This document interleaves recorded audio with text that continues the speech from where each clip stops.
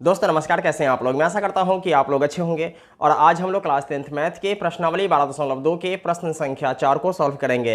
अगर आपको ये वीडियो अच्छा लगे तो एक लाइक कर दीजिएगा और चैनल पर नए हैं तो चैनल को सब्सक्राइब करके बेल आइकन को प्रेस करके ऑल पे क्लिक कर लीजिएगा, जिससे हर आने वाली वीडियो का नोटिफिकेशन आपको समय समय पर मिलती रहेगी। तो आइए वीडियो शुरू करते हैं। प्रश्न संख्या 4 है, 10 सेंटीमीटर त्रिज्या वाले एक वृत्त की कोई जीवा केंद्र पर एक समकोण अंतरित करती है, निम्नलिखित के क्षेत्रफल ज्ञात कीजिए। भाग संख्या 1 है संगत लघु वृत्तखंड, भाग संख्या 2 है संगत दीर्घ त्रिज्यखंड। देखिए यहाँ वृत्तखंड और त्रिज्यखंड दिया हुआ है, तो हम लोग पहले इसी को समझ लेते हैं कि वृत्तखंड क्या होता है और त्रिज्यखंड क्या होता है। ठीक है, तो यहाँ पे हमने एक आकृति बना लिया है और यहाँ आप देख सकते हैं कि ये जो लाइन है ये क्या है, ये जीवा है।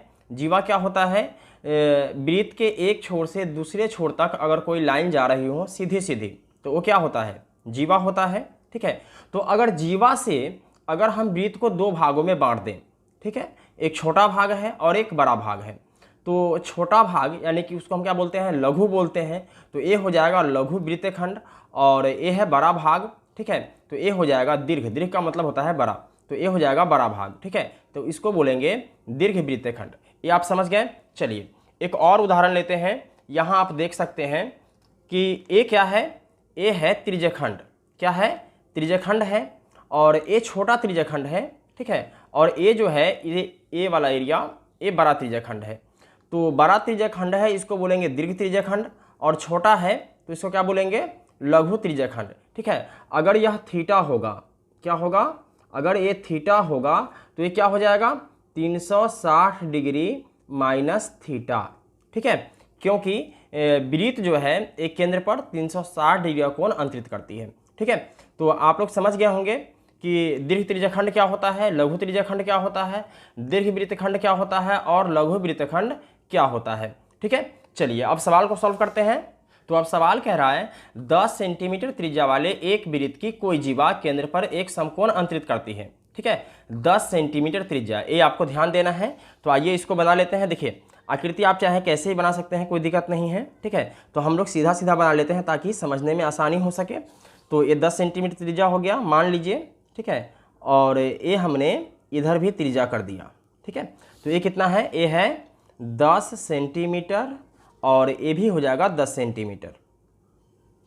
ओके, अब कह रहा है कि कोई जीवा, ठीक है ना, तो ये क्या हो जाएगा, ये हो जाएगा जीवा, ये क्या हो जाएगा, ये हो जाएगा जीवा। ओके, तो क्योंकि देखिए यहाँ एक छोर से दूसरे छोर तक जा रहा है तो ये क्या हो जाएगा, जीवा हो जाएगा। अब आप यहाँ देख सकते हैं तो ये क्या है 90 डिग्री है और कह भी रहा है कि एक समकोण अंतरित करती है। ठीक है, तो ये है 90 डिग्री, आप चाहे तो लिख भी सकते हैं, नहीं भी लिखेंगे फिर भी कोई दिक्कत नहीं है। ठीक है, तो ये समकोण त्रिभुज है। तो अब संगत लघु वृत्तखंड। ठीक है, तो हमने आपको बताया है ना कि वृत्तखंड क्या होता है, तो वृत्तखंड होता है ये वाला हिस्सा। ठीक है, ये वाला हिस्सा क्या होता है, वृत्तखंड होता है। आइए इसको डार्क कर लेते हैं थोड़ा सा।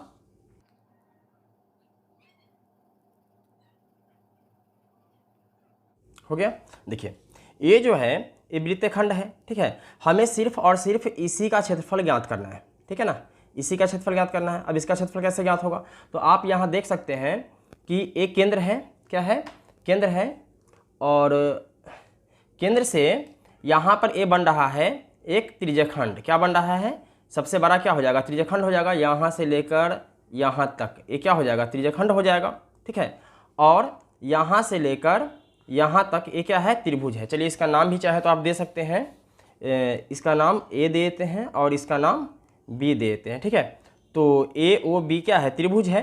और अगर हम इसका नाम यहाँ पे कुछ भी दे दें, सी दे दें, ठीक है ना, चलिए यहाँ पे इसका नाम सी दे दें, तो क्या है ए सी बी, और फिर से वापस आ जाएंगे ए की तरफ, तो ये क्या हो जाएगा, ये वृत्तखंड हो जाएगा। ठीक है, तो हमें सिर्फ इसी का क्षेत्रफल ज्ञात करना है। तो इसके लिए हम लोग क्या करेंगे कि सबसे पहले त्रिज्यखंड का क्षेत्रफल ज्ञात करेंगे और उसमें से त्रिभुज के क्षेत्रफल को घटा देंगे तो ये लघु वृत्तखंड का क्षेत्रफल निकल जाएगा। ठीक है, तो इसके लिए हमें क्या करना पड़ेगा, त्रिज्यखंड का क्षेत्रफल ज्ञात करना पड़ेगा। ठीक है, और त्रिभुज का क्षेत्रफल ज्ञात करना पड़ेगा। ओके, तो सबसे पहले जो चीज़ दिया हुआ है उसको लिख लेते हैं। तो दिया हुआ है त्रिज्या 10 सेंटीमीटर। ठीक है, तो लिखेंगे हल। ठीक है, हम 1 नंबर वाले भाग को सॉल्व कर रहे हैं।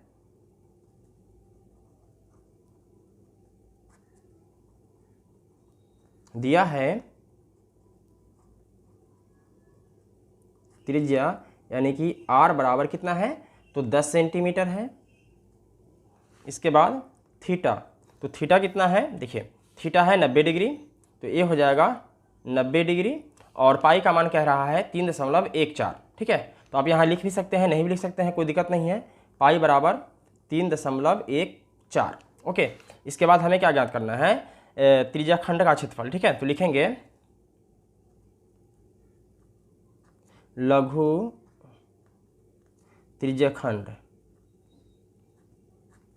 का क्षेत्रफल बराबर थीटा बटा 360 डिग्री पाई r स्क्वायर, ठीक है। तो थीटा का मान कितना है 90 डिग्री, तो ये हो जाएगा 90 डिग्री बटा 360 डिग्री गुने पाई, पाई का मान क्या है 3.14 और r का स्क्वायर यानी कि 10 गुने 10, ठीक है। इसके बाद इसको काटेंगे तो 90 एकम 90 और 90 चौके 360। ओके, देखिए यहाँ पे आप देख सकते हैं दशमलव को हटाना है तो नीचे 1 देंगे और दशमलव के बाद जितना अंक होता है उतना शून्य दे देते हैं। तो यहाँ 2 अंक है तो हम लोग 2 शून्य देंगे, ठीक है। इसके बाद 10 एकम 10, 10 दहाई 100 और इस 10 से इस 10 को कैंसिल कर देंगे। तो फाइनल मेरे पास क्या बचता है 314/4, ठीक है। इसको भी हम चाहें तो काट सकते हैं। तो 2 दूना 4 और 2 एकम 2 और ये है 1 यानी कि 11 हो जाएगा, ठीक है। तो 5 दूना 10 बचेगा 1, 7 दूना 14, ठीक है। कितना आया ऊपर 157 और नीचे है 2, ठीक है। भाग दे देते हैं तो ये हो जाएगा 157 भागे 2, ठीक है। तो 7 दूना 14, 5 में से 4 गया तो 1 कैंसिल हो जाएगा, 7, 8 दूना 16 बचेगा 1 कैंसिल, शून्य यहाँ दशमलव, 2 पंचे 10, कितना आया 78.5, 78.5 सेंटीमीटर स्क्वायर, ठीक है। अब देखिए हमें निकालना है अब त्रिभुज का क्षेत्रफल, ठीक है ना। इस त्रिभुज का क्षेत्रफल याद करना है तो लिखेंगे त्रिभुज AOB का क्षेत्रफल, ठीक है। क्या होता है 1/2 गुने आधार गुने ऊंचाई। तो 1/2 आधार कितना है तो 10 है और ऊंचाई कितना है तो ये भी 10 है। तो 2 पंचे 10 और 10 पचे 50 सेंटीमीटर स्क्वायर, ठीक है। इसलिए संगत लघु वृत्तखंड का क्षेत्रफल, ठीक है। तो क्या करना है त्रिज्याखंड के क्षेत्रफल में से त्रिभुज के क्षेत्रफल को घटा देना है, ठीक है। तो त्रिज्याखंड का क्षेत्रफल क्या है 78.5 माइनस करना है 50, तो ये क्या आ जाएगा, ये आ जाएगा, देखिए घटा लेते हैं यहाँ, देखिए 78.5 में से घटाना है 50 को, तो 5, ये 8, 7 में से 5 गया तो 2, कितना आया 28.5 सेंटीमीटर स्क्वायर, यही क्या हो जाएगा आंसर हो जाएगा। ओके, चलिए अब हमें ज्ञात करना है संगत दीर्घ त्रिज्याखंड का क्षेत्रफल, ठीक है। तो इसके लिए हमें क्या करना पड़ेगा, देखिए ये क्या है दीर्घ त्रिज्याखंड है, ठीक है। इस पूरे वृत्त में से अगर हम लघु त्रिज्याखंड का क्षेत्रफल हटा दें, ठीक है, यानी कि यहाँ से यहाँ तक के हिस्से को अगर हम हटा दें तो ये दीर्घ त्रिज्याखंड का क्षेत्रफल निकल जाएगा, ठीक है। तो दूसरे नंबर पे हैं संगत दीर्घ त्रिज्याखंड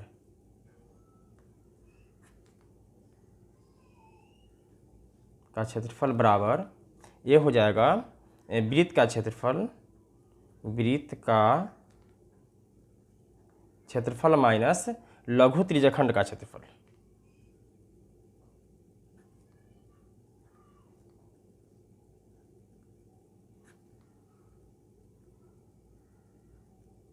तो वृत्त का क्षेत्रफल क्या होता है पाई r स्क्वायर माइनस लघु त्रिज्याखंड का क्षेत्रफल। तो यहाँ हमने निकाला हुआ है लघु त्रिज्याखंड का क्षेत्रफल, आप देख सकते हैं कितना आया था 78.5, तो इसी को लिख लेते हैं यहाँ पे 78.5, ठीक है। पाई आर स्क्वायर। पाई का मान रखना है कितना, देखिए यहाँ पाई का मान रखना है 3.14, तो 3.14 गुने आर का स्क्वायर, तो आर कितना है, तो आर 10 है, तो ये हो जाएगा 10 गुने 10 माइनस 78.5, ठीक है। तो अगर हम इसमें गुना करते हैं, देखिए 10 दहाई 100 हो जाएगा, और 100 से अगर हम इसमें गुना करते हैं तो ये दशमलव 2 अंक के बाद आ जाएगा। क्यों आ जाएगा, क्योंकि यहाँ 2 शून्य है, ठीक है। तो ये हो जाएगा 314 और माइनस करना है 78.5, ठीक है। तो अगर हम 314 में से 78.5 घटाते हैं तो 10 में से 5 गया तो 5 और बचेगा 3, 13 में से 8 गया तो 5, बचेगा 10 में से 7 गया तो 3 और ये बचेगा 2, कितना आया 235.5, ठीक है। तो यहाँ हो जाएगा 235.5 सेंटीमीटर स्क्वायर और यही क्या हो जाएगा, आंसर हो जाएगा। तो दोस्तों मैं उम्मीद करता हूँ कि आपको ये सवाल समझ में आ गया होगा। अगर किसी प्रकार की कोई डाउट हो तो आप हमें कमेंट कर सकते हैं, और इससे पहले का वीडियो आप लोगों ने नहीं देखा है तो अनलॉक स्टडी के प्लेलिस्ट में जाकर इससे पहले का सारा वीडियो देख सकते हैं। फिर मिलते हैं एक और वीडियो में, तब तक के लिए जय हिंद।